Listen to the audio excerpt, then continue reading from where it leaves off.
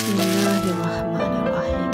Wahai para nakhoda bahtera poligami, poligami bukan sahaja jalan mujahadah bagi para isteri, tetapi ia juga merupakan medan ujian bagi para suami yang diamanahkan oleh Allah dalam membawa semua isteri menyelusuri perjalanan pulang kepada Allah.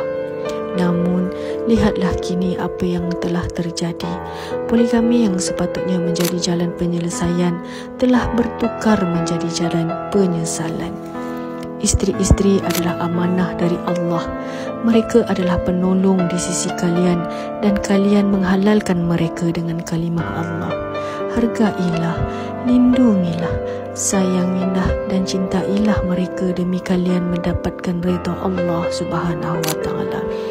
Berusahalah untuk adil kerana kelak kalian akan dipersoalkan oleh Allah bagi setiap perilaku kalian.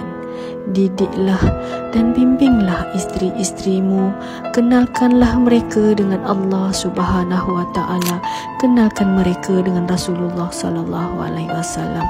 Insya-Allah mereka akan menjadi isteri yang menyokongmu dalam apa jua keadaan.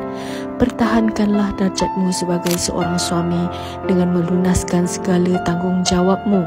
Duduklah kalian di kerusi tahtamu sebagai seorang raja yang memerintah dengan penuh adil dan saksama. Biarkan keputusanmu pahit jika itulah perintah dari Allah. Jangan menabur kata janji manis yang mengundang murkanya Allah. Wahai para suami, bertakwalah kepada Allah, teladanilah Rasulullah. Insya-Allah pasti bahtera poligamimu akan segera sampai ke destinasi yang diridai.